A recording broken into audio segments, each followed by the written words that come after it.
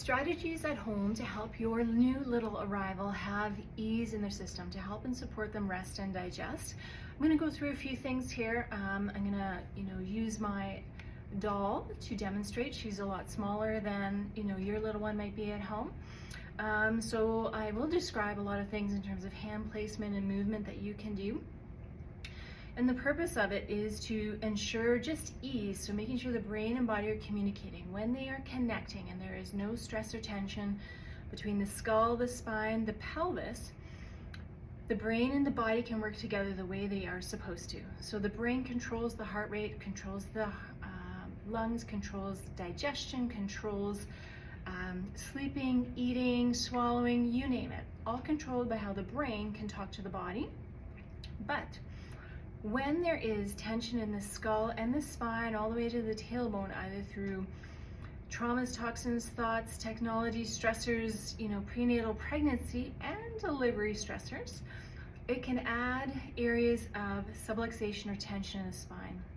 I'm not going to go into the definition of that subluxation today, but that's a word that explains what chiropractors look for and adjust instead of explaining all of the anatomy every single time.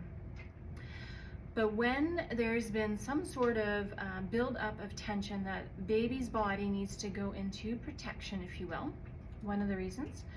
The skull can stop moving properly, the spine can stop moving properly, and the tailbone as it's growing and developing. So their bones are very different than yours and I. When we're born, we have a bit of a curve in our neck, but we shouldn't have curves in the rest of the spine. Baby also should not be like really rigid and really stiff, and they should not be able to stand on their own on the couch either. That's telling us there's a big problem. So your little at home, just to support and encourage a state of ease in their body after delivery, lots of cuddles, lots of love, of course, but making sure there's not stress in that system. So when there's stress in our systems, adults, babies, teenagers, you name it, we go into flexion. Car seats put us into flexion. Sometimes when we hold baby for long periods of time, we're kept in flexion. Sometimes we put them in things like called bumbo or upright seats that put them in flexion before they're able to sit on their own. Sometimes we put them in exercisers and stand them up with their feet flat. That's adding pressure and stress through their system, yet they cannot yet do that on their own, and they go into flexion. There's different things that can create that. Another one is putting them in front of technology, or phones or iPads, TVs, different things, because it impacts the neurology and bypasses the back of the brain, the cerebellum. I'm going into a lot of detail here, guys, sorry. And then they go into flexion. So you want to avoid that. So that's one strategy, avoiding technology at all costs before the age of, ideally 5 even would be best, right? Even if you're like, oh, they just need to calm down while I'm focusing on X, Y, or Z, avoid it. Give them a toy, do something different. Maybe it's actually you shouldn't be doing what you're doing and need to do something else. Whatever it is, avoid at all costs if you can, getting them in front of technology. One strategy to help have ease in their whole brain to body system. Sometimes after delivery, or they're a few weeks old, or you've changed their diapers many times, they've been in car seats for many errands or long road trips, and they are stuck in flexion, or they've been sleeping on their back or sleeping slightly upright, or put into different man-made products to hold them still while you're doing stuff. It can create a lot of tension, right? Through the diaphragm, through the upper abdominal, but through the middle of the spine, the neck, because they don't yet have all the proper curves and strength to stay upright for prolonged periods of time, right, when they're little, under the age of 5 months. So what we're going to look for is any tension under their lower ribs. So that'd be the pressure you would test a ripe tomato with, or the pressure you'd put on your eyeball if you're putting in a contact. Just going along the ribs there and just holding, counting for 10 seconds, the other side for 10 seconds. You can also come just above the upper leg. Let me go backwards to come forwards. We're going to do it in order of the movement of digestive flow. So the right leg, you're going to come just above it on the stomach, holding the pressure again you put on an eyeball, not very much, and holding it for 10-15 seconds. Coming up just below the ribs, holding for 10 or 15 seconds. Below the ribs on the other side, 10 or 15 seconds, and then just above the left leg, holding for 10 or 15 seconds. Not pushing hard in any way, shape, or form, but opening up the front of the body. Babies grow from the bottom up, so the back of the brain and the bottom of the brain up to the front, right? So the first few couple years of life, the information coming into the body comes in through the spine and up through the brain stem and into the back of the brain, then through different pathways. So we want to encourage that areas of extension, hence why tummy time is so important. So yes, potentially maybe they're fussy and they're holding themselves really tight and they're not happy and they don't like tummy time. Yes, you can temporarily prop them up a little bit on something, have them on your chest. But ideally, right, if they can't have tummy time and something's going on, they may need a chiropractic checkup to see what else is happening in there where they may benefit from some chiropractic care. But ideally, they're going to be totally fine on their stomach and they're going to be just stretching and lengthening out so they can activate all the sensory receptors, all the neurology in the spine, and coming into the back of the brain where they're lifting and moving their head naturally on their own.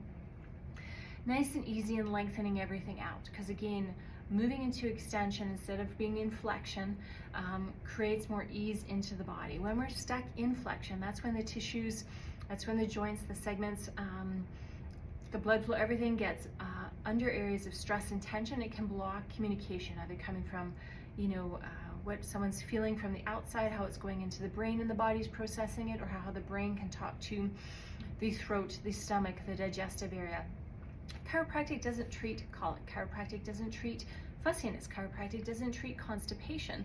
But we look for where there is interference or areas of tension that is not allowing proper communication that allows the body to work the way it's designed to. And when it's not working the way it's designed to, the body creates different symptoms or states to tell you something is wrong. And if we leave it long enough, they don't grow out of it. They grow into something else. Again, another tool for you, staying off technology, having them on their stomach, keeping them nice and long as much as you can, is coming in and creating some sort of figure eights. You can, not everybody's going to create a perfect one. That's why I say some sort of figure eight. But the heel of your hand is going to come under your bum, and your fingertips are going to be approximately where their spine is here. Going to eventually change direction. It's just below the shoulder blades, below the bottom of the ribs, and they will eventually get a curve in through there, creating the lower back. But also those nerves are coming into the small digestive system, coming out of the stomach, first into the small digestive system. And that's the common area with the car seat, with holding, sitting them propped up before they're ready. Just keeping them in a flex state can cause that area to go under a lot of tension, right? That's one of the many areas.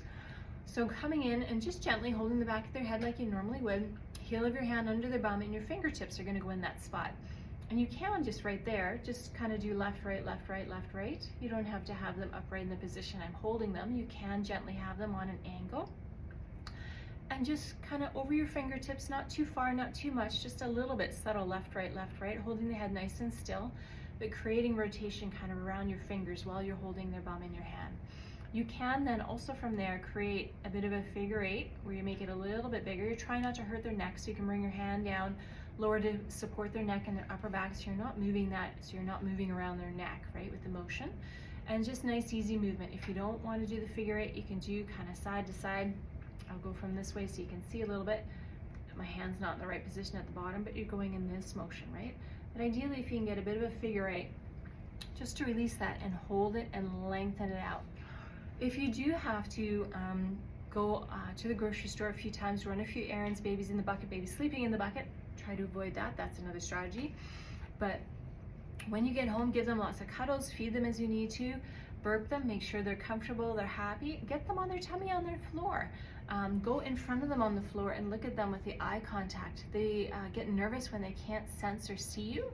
So if they're on their stomach and you're on their stomach and you're talking to them and you have a hand on them and they're lengthening and stretching out, but they're also activating the base of their neck. That's very, very helpful as well.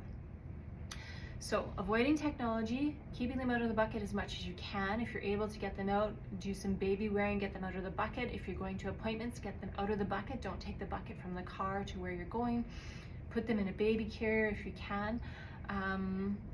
When you do have lots of errands, you can't avoid the bucket, or you have a long road trip, taking them out, as I said, making sure they're happy, they're content, they know that they're with you and you're there, then getting some tummy time to lengthen out. If they're still sleeping and you're getting somewhere, you're getting to someone's house for dinner or doing something, take them out of the bucket, put them somewhere safe so they can continue sleeping, but that they're stretched out. They can be, and you know, if there's no underlying medical conditions going on and you're right there with them, you can have them still continue to sleep beside you on their stomach, you know, watching them, monitoring them if they're there for a little bit. You can put them on their back, you can have them on their side, whatever it is, as long as you're there with them so they can sense you and know that you're there, but they're also lengthening out and they're not stuck with their head pushing forward, which is another piece for another video, but they're not adding stress through here. Doing those figure eights or those side to side or those little wiggles in that TL is super, super important. You know, sometimes going the knees to the chest helps squeeze the gas out, but it actually creates more flexion. So I want to try and avoid the flexion, right? Because they're already getting lots of it, even if you're holding them football style, right? As much as you can during the day after you've been carrying them like this. If you're bottle feeding them, right? Alternating sides while you're feeding them, while you're not on your technology, because they want to see your eyes, because it puts them more in that fight or flight state, and then they can't process, rest, and digest as effectively, and that's where they start to get upset stomachs too. They want to have that sense of ease, and that sense of ease allows their body to work at its best. So that's a lot of information here in 10 or 11 minutes. If you have any questions, please reach out. Please subscribe or follow to us or share this information with others. We have more insight and more behind the scenes as to why it's super, super important to create extension, to have tummy time, and just the importance of it neurologically for growth and development. You can catch us in another video or come to a class to learn about it here in our office. Thanks guys, Dr. Wendy Coburn, One Village Chiropractic.